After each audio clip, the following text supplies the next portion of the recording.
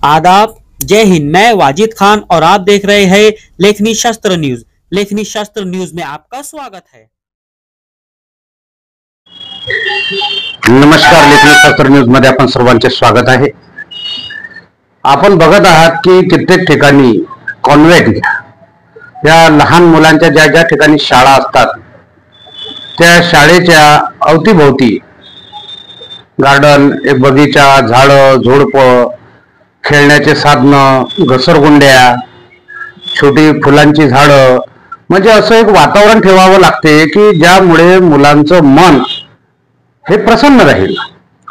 परंतु नांदुरा येथील वार्ड क्रमांक 19 गैबी नगर मध्ये जी मौलाना आझाद कॉन्व्हेंट शाळा आहे ही तर एकतर पत्र्याची, त्याच्यानंतर पत्र्याची असल्यानंतर मुलांना जो काही हा गरमीचा, पावसाच्या आवाजाचा जो त्रास सहन करावा लागत असेल हा तर वेगळीच भाग आहे।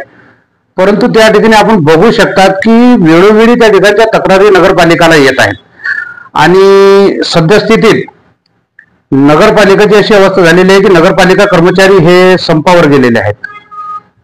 संपावर गेल्यामुळे सर्व कामं थांबलेले आहेत। नगरवासियांनाच नाही तर पूर्ण तालुक्याचे कामं या ठिकाणी थांबलेले आहे। प्रशासन जोपर्यंत याची दखल घेत नाही तोपर्यंत कर्मचारी कामावर रुजू होत नाही, तोपर्यंत नागरिकांना त्रास जो होणार आहे हा बंद होत नाही। अशा तऱ्हेने पाईपलाईन फुटलेली आहे। पाईपलाईनचं पाणी, आणि तुम्ही बघू शकता या सदर व्हिडिओमध्ये की पाईपलाईनचं पाणी हे कशा प्रकारे एका गटारीचं रूप घेत आहे। या शाळेच्या अवतीभोवती केर, कचरा, सारा ढिगारा या ठिकाणी पडलेला आहे आणि मच्छरांचा त्रास आणि इतर आजारांना जे आमंत्रण देणारे जीव, जीवाणू, विषाणू असतील हे या ठिकाणी तयार होतात। लहान मुलांच्या शाळेजवळून हे पाणी वाहते। शाळेजवळचं वातावरण आपण बघू शकता कसं आहे। या ठिकाणी शाळेला कंपाऊंड नाही।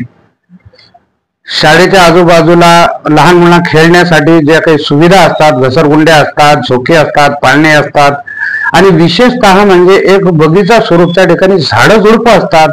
मुलांना आवारात घेतल्यानंतर, शाळेच्या बाहेर काढल्यानंतर त्यांना त्या आवारात त्यांना प्रफुल्ल वाटायला पाहिजे, त्यांचं मन त्या ठिकाणी लागायला पाहिजे, शिक्षणाचा एक ओढ त्यांना लागलेला पाहिजे। परंतु अशा प्रकारची कोणतीच प्रकारची सुविधा नसून फक्त अशा शाळेसारखे भरपूर ठिकाणी कॉन्व्हेंट असतील तर अशा शाळेसारखे जे लोक आहेत हे फक्त कॉन्व्हेंटच्या मुलांच्या पालकांकडून फक्त फी वसुली करून आणि आपले पोट भरण्याचे काम करतात काय।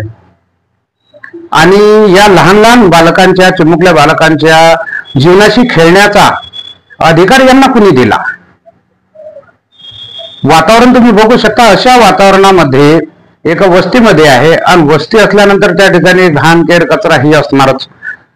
अगोदर तर जी शाळा ज्या ठिकाणी बांधलेली आहे तिला कंपाऊंड नसल्यामुळे, सर्व खुलं मैदान असल्यामुळे त्या ठिकाणी आपण बघू शकता की या ठिकाणी छोट्या मोठ्या गाड्या, वाहनं पलटतात, उकिरडे, आजूबाजूला उकिरडे आहेत।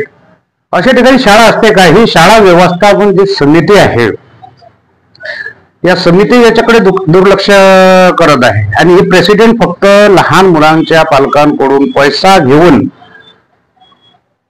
फक्त आपले घर आणि पोट भरण्याचे काम करीत आहेत। तात्काळ यांच्यावर कारवाई होणे व अशा शाळांवर बंदी येणे, हे शाळा बंद होणे अत्यंत गरजेचे असून या सर्व सुविधा जोपर्यंत अवेलेबल करून देत नाही तोपर्यंत चिमुकल्या बालकांशी खेळायचा यांना काही अधिकार नाही आहे। करिता मी पुनश्च सांगू इच्छितो की अशा शाळांवर शासनाने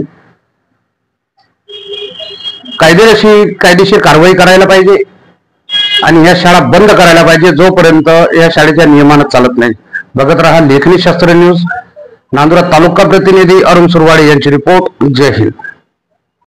तुमच्या आपल्या आवडत्या लेखनी शास्त्र न्यूज चॅनलला सबस्क्राईब, लाईक आणि बेल आयकॉन दाबायला अजिबात विसरू नका। जय हिंद।